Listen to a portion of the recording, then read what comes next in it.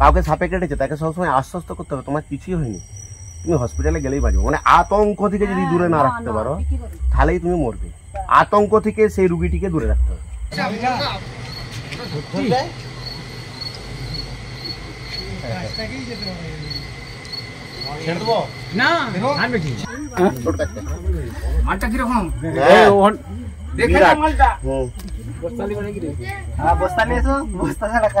এটা তো পুরুষটা আমাকে খেয়ে নিত, ছুটি দিত, ওই রকম ফোনা তুলেছে, তোকে একবারে খেয়ে নিত। আরে মাইকে আমাকে চোটটা মেরে ঘুরেছে, বলছে আমাকে খেয়ে নিত। এটা কি মন্দির টন্দির নাকি? এই এক কোমর জলে যা হচ্ছে সাপ উদ্ধার করতে। দাঁড়া নতুন না, দাঁড়া যেতে পারবো না আমি।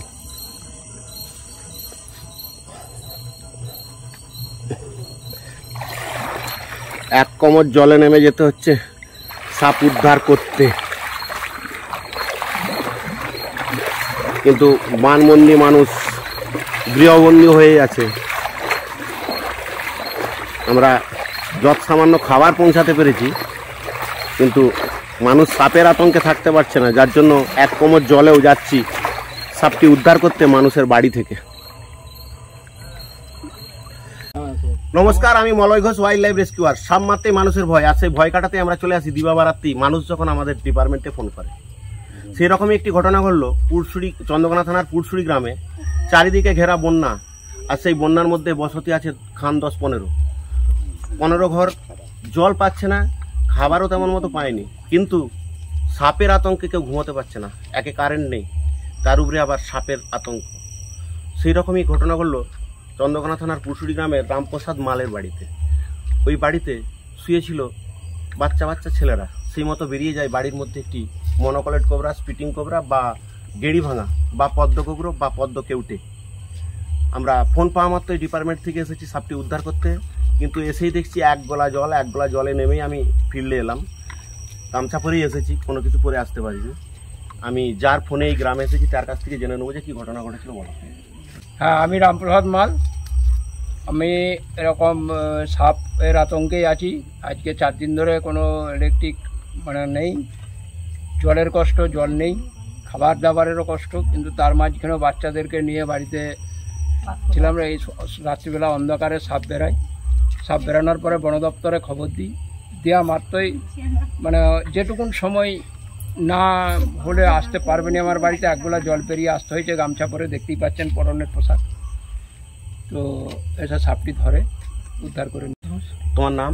রামপ্রসাদ মাল, গ্রাম পুরসুরি, থানা চন্দ্রকোনা। আমরা ফিল্ডে এসে দেখলাম যে রামপ্রসাদ বাবুর বাড়িতে একটি বড় মনোকলেট কোবরা ঢুকে বসে আছে। আমরা অনেক কষ্টে সেটিকে উদ্ধার করে ডিবে বন্দি করলাম। আমরা কিছুক্ষণ পর এটিকে রিলিজ করার প্রসেস নেব, দেখতে থাকুন সেই ভিডিও। এই তো আরে মাইকে আমাকে চোটটা মেরে ঘুরেছে না, এই দেখো মোবাইল নিয়ে বলছে আমাকে খেয়ে নিত। এটা কি মন্দির টন্দির নাকি? একটা ডিবে দাও, ডিবে। এই আবার কামড়াতে এসছে আমাকে।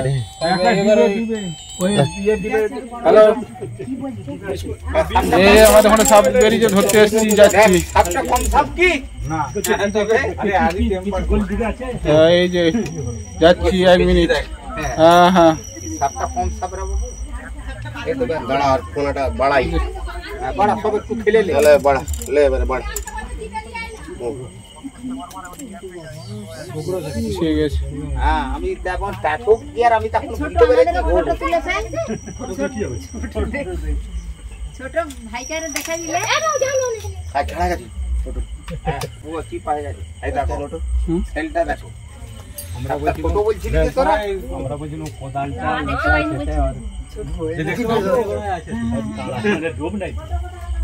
আরে ডোব নাই বলি তো মালটা পাওয়া যায়। এটা পদ্ম কোবরা, এটা স্পিটিং কোবরা। এই বিষ ছুটতে পারে,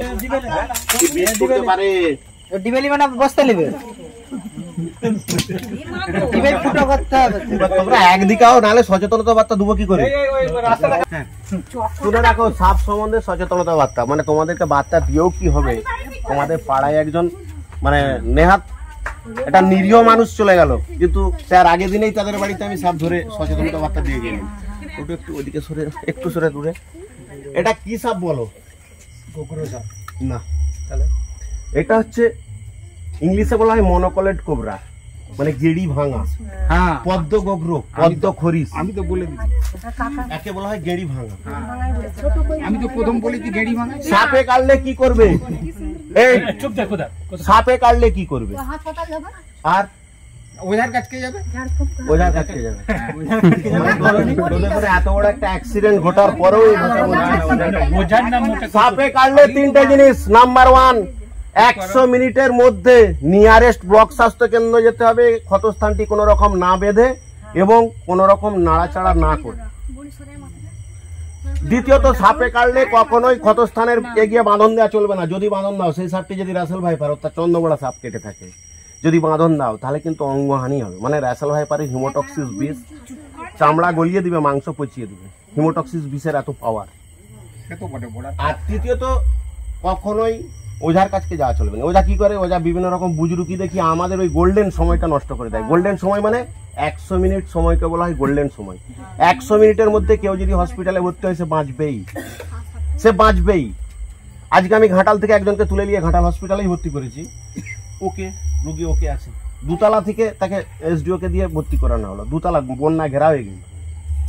সাপে কাটলে একটা ইংলিশ কথা মনে রাখো, রাইট, RIGHT। রাইট মানে ঠিক, এটা সবাই জানে যারা শিক্ষিত।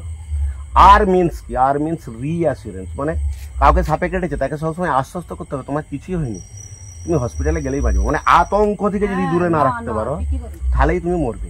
আতঙ্ক থেকে সেই রুগীটিকে দূরে রাখতে হবে। আই মানে হচ্ছে ইমোবাইলাইজেশন, মানে ক্ষতস্থান নাড়াচাড়া চলবে না যেখানে কাটবে।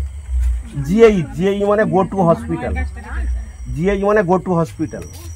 আর টি, লাস্টের অক্ষর, রাইটের লাস্টের অক্ষর টি মানে হচ্ছে টেল ফর ডক্টর ফর ট্রিটমেন্ট। তোমরা একটু শোনো, টি মানে টেল ফর ডক্টর ফর ট্রিটমেন্ট। কেন? আমি যদি কোনো একটা রুগীকে হসপিটালে নিয়ে যাই, মোটরসাইকেল বসিয়ে নিয়ে যাচ্ছি, রাস্তা দিয়ে যেতে যেতে তার চোখ বসে আসছে কিনা, প্রচুর ঘাম দিচ্ছে কিনা, পেচ্ছাপ দিয়ে রক্ত আসছে কিনা, বা লোমকূপ দিয়ে রক্ত আসছে কিনা, সমস্ত সিম্বল কিন্তু ডাক্তারকে খুলে বলতে হবে, কোনো পাবলিককে নয়। তুমি পাবলিককে সাপে কেটেছে বললেই পাবলিক তোমাকে মেরে দেবে না। সাপে কাটলে কাউকে বলা চলবে না, তাকেই বলো যে তোমাকে হসপিটালে নিয়ে যেতে পারবে।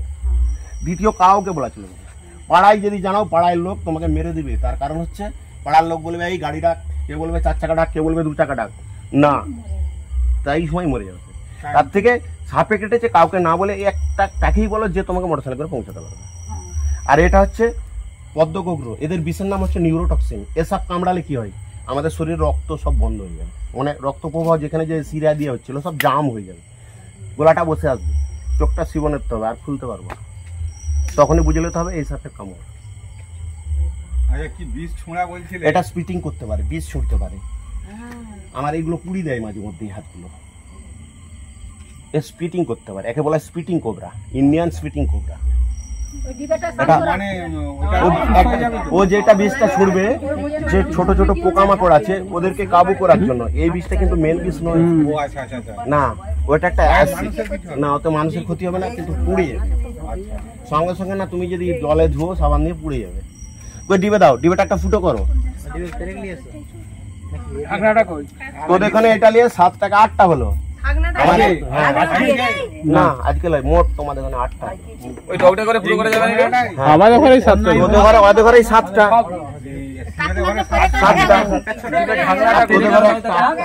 7টা বড় এই আহার সাপ করার পর মানুষকে কামড়ায়, তাহলে কিন্তু সেই মানুষ বাঁচবে।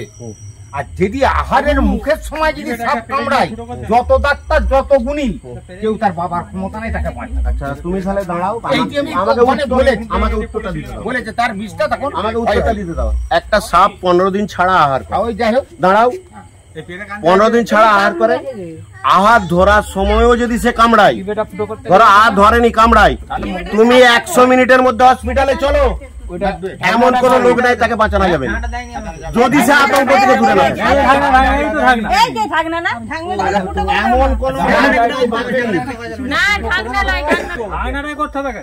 আরে ভাঙনাটা না, ওটা ভোলা একটু মিনিকে ছিটা দেবে না। হ্যাঁ বেশি ফুটে করা যাবে না আবার। বেশি বড় ফুটো করলে আবার উ বেরিয়ে যাবে। এবারে একটু পেরেক দে না, বেটা তোর তাও ভালো ওখানে বেটা ওইখানে তোর তাতা কাটাই মজা ইয়ে ফুটে। ওটা যেটা হোক ফুটো করতে হয় দুটো তিনটা অক্সিজেনটা পায়। আর করতে দে এবার আমার আর তুমি তাহলে সাপ ধরাটা কতদিন প্র্যাকটিস 22 বছর।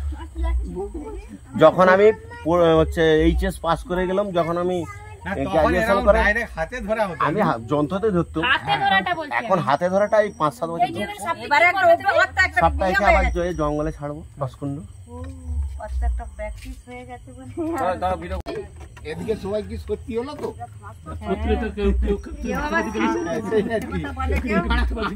আমাকে খেয়ে নিতে তোমাদের